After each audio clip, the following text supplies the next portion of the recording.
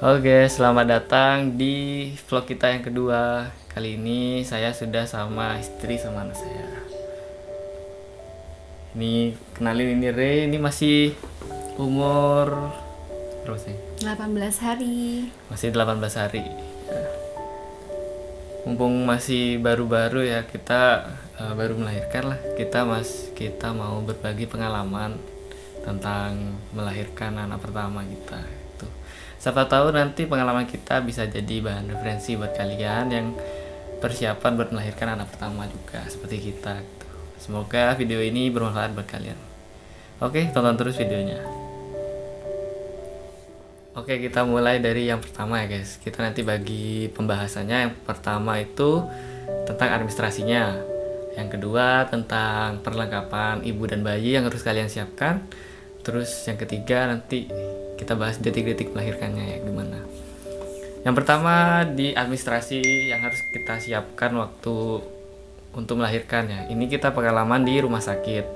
Waktu itu kebetulan saya sama istri sudah menyiapkan jauh-jauh hari persiapan administrasinya.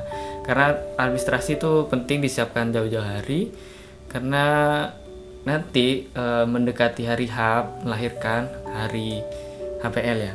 Hari apa sih? Hari perkiraan lahir. Hari perkiraan lahir HPL itu kalian sudah harus standby, semuanya harus siap gitu.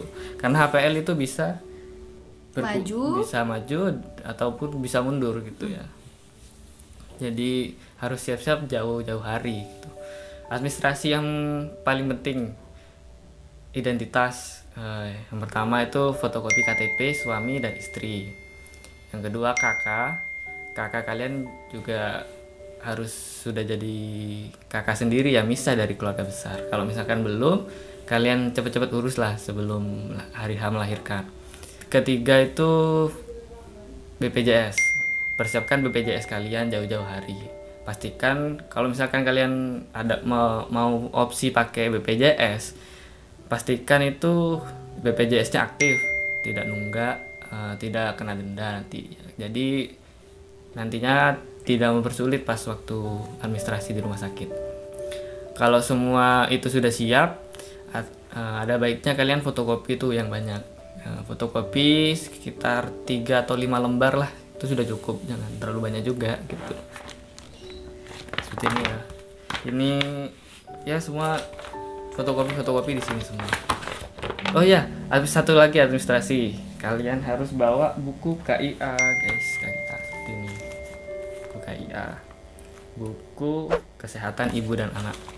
Ini penting banget. Biasanya kalau ibu hamil pasti punya ini ya, sayang ya. Pasti. Iya. Ini gunanya apa aja sih?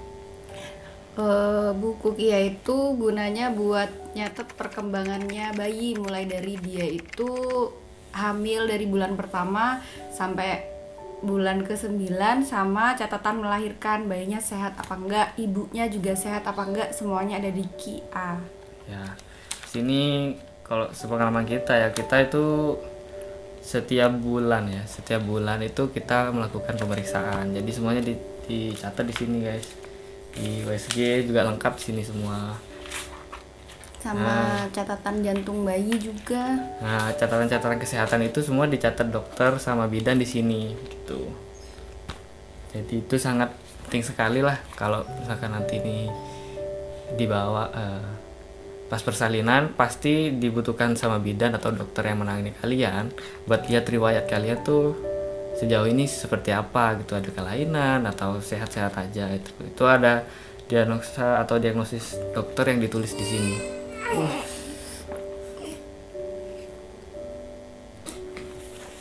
Mimpi. Oke, itu aja sih sebetulnya ya. Rumah sakit tuh nggak minta yang terlalu banyak ya. Nggak mungkin juga minta sertifikat tanah juga ya kan?